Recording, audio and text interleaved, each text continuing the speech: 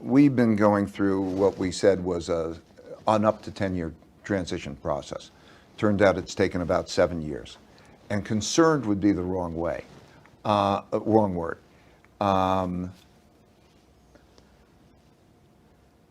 What I am is like, as I say, going from one generation to another. So if you have a 40-year-old who I've worked with, all these people for so many years, and that's it. It's now theirs. It's been a trial and error process. Like most learning. Why has it been difficult? You knew it would take time. You figured it would take as long as 10 years, but it's been challenging. Well, because we knew that was going to be challenging. And I mean, it would be so naive not to think it would be challenging. When any founder or, founder-owner makes a transition to the next generation, it's like almost doing anything that you never done before. And you think about so many organizations, anybody would tell you organizationally, when you're making that kind of a transition, of course it's going to be a new experience. I mean, it's of everything I do. Everything I do, which is a new experience, is going to be challenging. It's going to have problems, it's going to have mistakes. It's this 5-step process that I sort of described in the book. Are you there yet? Or are you at the point where there. Bridgewater can function without Ray Dalio? Absolutely. Absolutely. This is, and we know we're there now because of what we've gone through.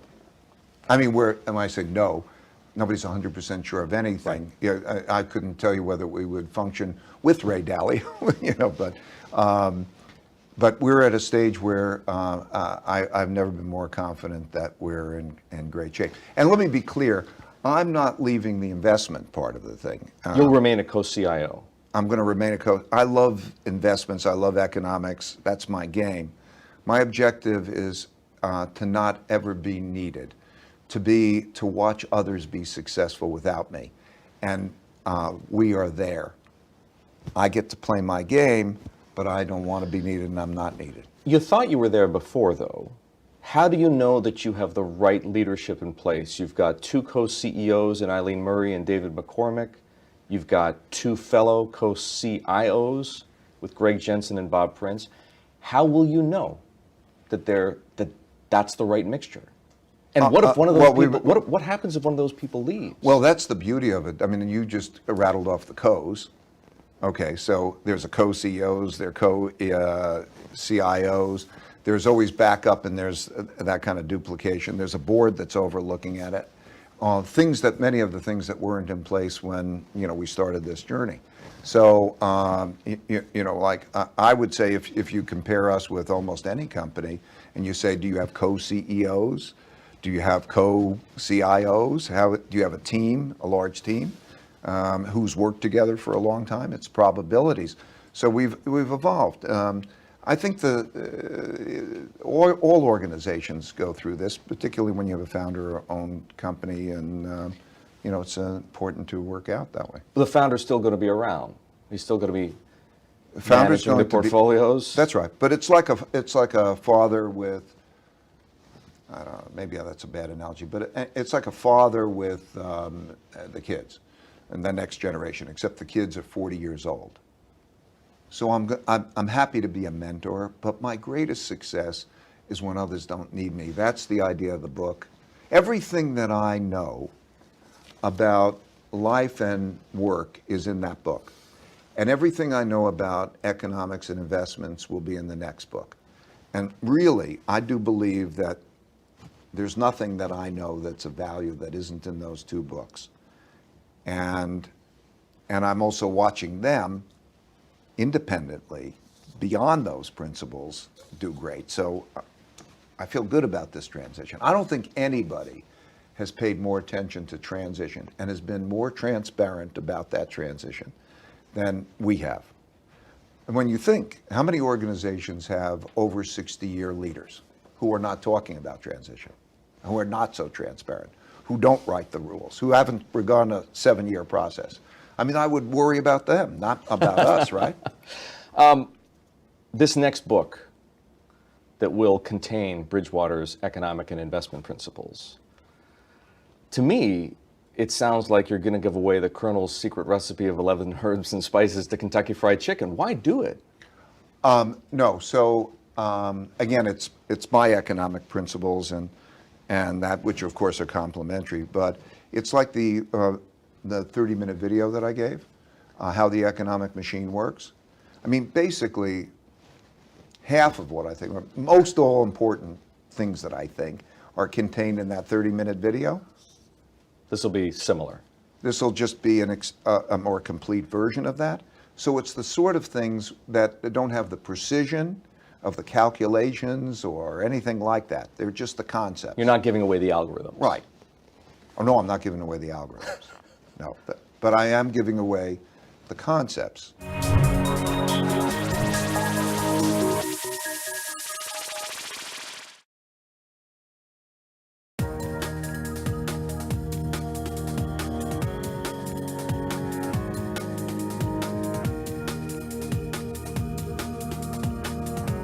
Bridgewater was one of the few hedge funds that made money during the financial crisis. That turned founder Ray Dalio into something of a guru.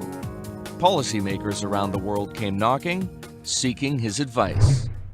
You talk in the book about your dialogue with Mario Draghi, and you talk about the pleasure you took advising other public officials. Is that something you want to do more of? Yeah, as long as they find it helpful, I find it helpful. I want, yeah. How good or bad a job are those public officials collectively doing right now managing the world economy? Well, by and large, there's fiscal policy, there's monetary policy, and that's what they're doing. If I take monetary policy, I think that they have done a remarkable job, that we have had what I call a significant, beautiful deleveraging. And what I mean is that our debt burdens and our debt service burdens have gone down while the economy has grown, and we haven't had an inflation problem. And they did that by understanding the mechanics and the engineering, and I really do think to some extent I was able to be of some help in terms of that exercise, but I think they've done a beautiful job. And so if you look at the economy right now, for the shorter term where we have a situation where we don't have too much inflation and too little inflation, and we don't have too much growth and too little growth, and we don't have a debt bubble, and so on. We have something that is reasonable in terms of those types of conditions. This is very different than 2008.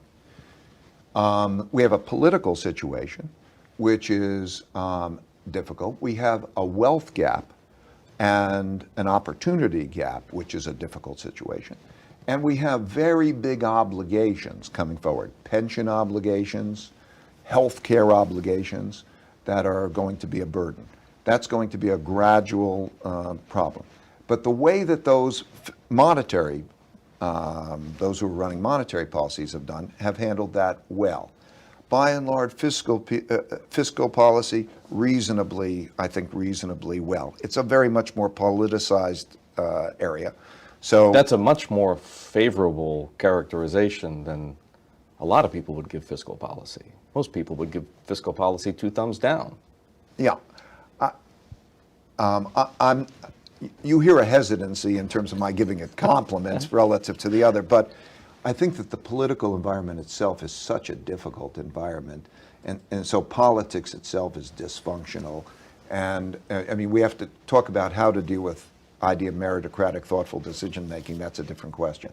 But nonetheless, if you take the individuals and you put them in their jobs, and you're asking how do they do in those jobs, all things considered, and all, that's the problem. Those are things that we have to consider, that they have done in fiscal policy. Yeah, I think the political system is a very challenging situation. If you were advising the president, what would you tell him to do, or what would you suggest that he do? The most important thing is to make sure that we understand what the country's principles are that bind us together rather than those that divide us. To have idea meritocratic decision making, to try to come up with the best collective decisions. to bring the country together in an idea meritocratic way. I think the period that we're in reminds me very much of 1937, if I was to pick an analogous period of time, because at that time, it was after the financial crisis. We had 29 to 32, which is the equivalent of our 2008, 2009. They printed a lot of money, asset prices went up, interest rates went to zero, and we had a large wealth gap which created populism, analogous. The central bank begins to tighten monetary policy. And then we had a populism, and we had a fall in the stock market, and we had conflict. So we are once again at that precipice? Well, yes, we have we cannot have a tightening of monetary policy that's material. We have a very large wealth gap, a very large gap that the top 0.2% of the population's wealth equals the bottom 90% of the population's wealth. And it's not just wealth, there's a polarity. And this is a time where we have both of those things. You can't have an economic downturn because socially and politically we could not stand an economic downturn, right? We will be at each other's throats. It's a threat to our system, right? So it's in many ways analogous, that those tensions, that conflict, I think it's in many ways analogous. So that's fearful to me. So when you ask what I would recommend the President of the United States to do, is to try to deal with conflict well, to bring people together, to not make one side in a battle with the other side, and to try to have idea meritocratic ways to get at the best decisions. That's what I would recommend the President do. You write in your book, only people can discover things and then program computers to do them. Today, when people think about inequality, they worry about the risk that they'll be replaced by machines. Will your statement always be true? Will humans always have an edge over computers? Or will computers replace us? The notion of intuitions, imagination, the same type of creativity comes from millions of years of programming that is in the brain. If you have genetic programming. Genetic programming, okay? We have a lot of genetic programming that are those intuitions. I think that for the foreseeable future, for a very, very long time, those elements will not be able to be achieved in the same way as the computer is. And so the best thing is when the computer and man, imaginative people, are working together. But we're coming into an era in which basically you can either code, in other words, take your imaginations and encode them, which is the new language. Have your kids learn coding, because if not, they will not know. It's equivalent of not knowing how to read and write. They will need to express themselves that way. And when you have that and working with the computer, that's the ultimate power, and I think that that's where we're heading. And if you don't have it, you get replaced by a computer? It's either you're doing the programming or you're getting replaced by a computer, for the most part, for a lot. People worry about that. Do you worry about it? I do worry about it, but I worry. There's an economic component. This split is a big thing. I just did a study for examining the bottom 60% of the economy. So this is the majority of Americans. And if you look at the conditions of the majority of Americans, the bottom 60%, it is a very bleak picture. Averages don't convey it, and unless you're in the middle of it, you don't see it.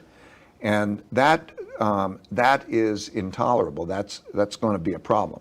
Now, how you deal with it that's a complicated question, because in many cases, evolution and productivity is connected to this wealth disparity. It's producing the wealth disparity, and it's producing those things. So it's going to become increasingly challenging to figure out what do you do about it. That's a whole big topic. Thank you. Okay.